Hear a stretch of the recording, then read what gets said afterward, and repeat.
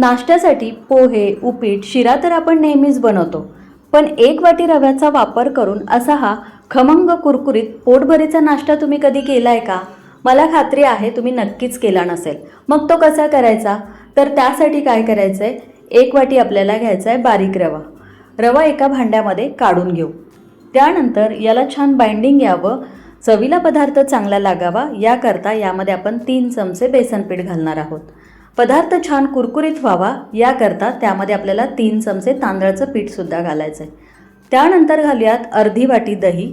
तर ज्या वाटीने आपण रवा घेतलेला होता त्याच वाटीने मोजून इथे मी अर्धी वाटी ताजं, घट्टसर आणि कमी आंबट असलेलं दही घेतलेलं आहे. सगळं साहित्य व्यवस्थित मिसळून घेतलं. त्यानंतर सारख्याच वाटीने मी यामध्ये घालते 1 वाटी पाणी. तर सुरुवातीला खूप जास्त पाणी यामध्ये घालायचं नाही, थोडं थोडं पाणी घालायचं आणि हे व्यवस्थित आपल्याला मिसळून घ्यायचं आहे. दह्याच्या सुद्धा यामध्ये काही गुठळ्या आहेत, त्या शिल्लक राहता कामा नये. याला व्यवस्थित मोडून घ्यायचं आहे.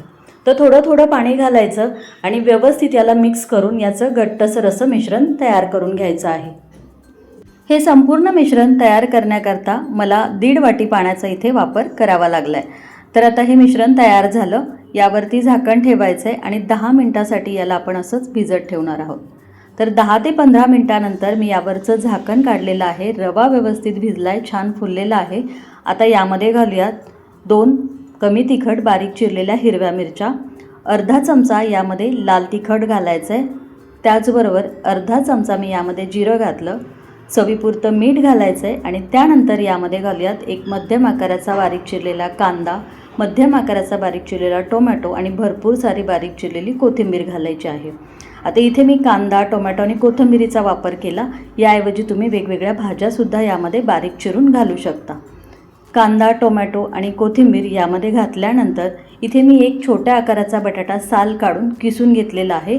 कच्चा बटाटा यामध्ये आपल्याला घालायचा आहे.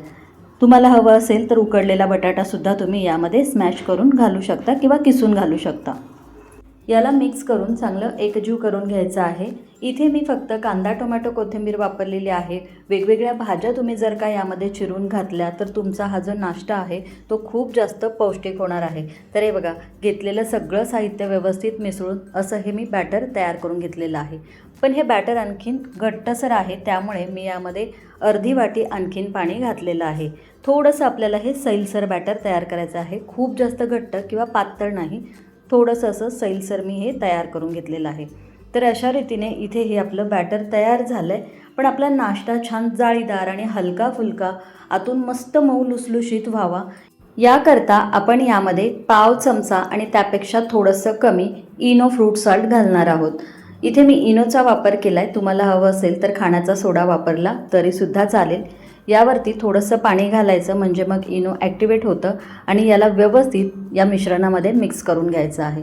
जेव्हा आपल्याला हा नाश्ता बनवायचा असेल त्याच्या थोडंसं आधी फक्त आपल्याला हे इनो किंवा खाण्याचा सोडा घालायचा आहे. खूप जास्त वेळ आधीच आपल्याला हे मिसळून ठेवायचं नाही आहे. आता तुम्हाला जर इनो घालायचं नसेल तर नाही घातलं तरीही चालेल. नाश्त्याचं बॅटर तयार झालेलं आहे आणि इथे मी बघा नाश्ता बनवण्यासाठी हे तडका पात्र घेतलेलं आहे. यामध्येच इथे आपण हा नाश्ता तयार करणार आहोत. तर तुम्हाला हवं असेल तर हा नाश्ता तुम्ही आप्पे पात्रामध्ये सुद्धा करू शकता. पण ज्यांच्या कोणाकडे आप्पे पात्र नसेल तर असं हे तडका पात्र जर असेल तर त्यामध्ये सुद्धा तुम्ही नाश्ता केला तरीही चालेल.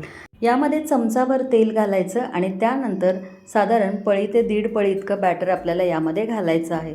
हे थोडंसं आपल्याला जाडसरच ठेवायचं आहे, खूप जास्त पातळ करायचं नाही. गॅस मंद ते मध्यम ठेवायचा आहे. यावर झाकण ठेवायचं आणि 4 ते 5 मिनटासाठी याला आपण शिजवून घेणार आहोत. तर हे बघा, 4 मिनटानंतर मी यावरचं झाकण काढलेलं आहे आणि हे फुगून छान वर आलेलं आहे. आता याची बाजू आपण शिजण्याकरता पलटी करून घेणार आहोत. तर हे बघा, हे अजिबात कुठेही पॅनला किंवा तडका पात्राला चिकटलेलं नाही आहे. मस्त असं तांबूस रंगावरती खरपूस भाजलं आहे. आणखीन 1 चमचाभर मी यामध्ये तेल घातलेलं आहे. तुम्हाला तेल जर यामध्ये घालायचं नसेल तर बिना तेलाचा सुद्धा हा नाश्ता तुम्ही तयार करू शकता. पण तेलामुळे आपला हा नाश्ता छान खरपूस भाजला जातो, मस्त वरून कुरकुरीत होतो आणि आतून चांगला जाळीदार तयार होतो.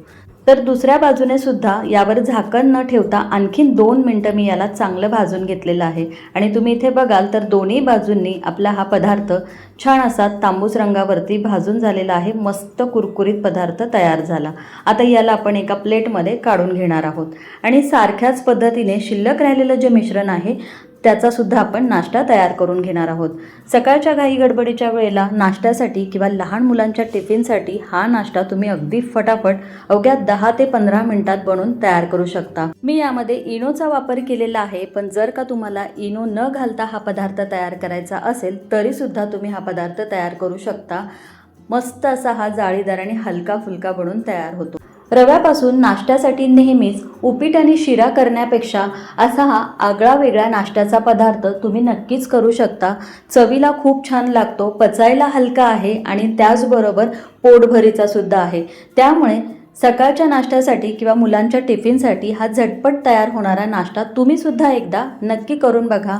आजची रेसिपी तुम्हाला कशी वाटली हे कमेंट्स बॉक्समध्ये कमेंट करून सांगायला अजिबात विसरू नका. चला तर मग पुन्हा भेटूया अशाच एका छानशा रेसिपीसोबत. तोपर्यंत धन्यवाद.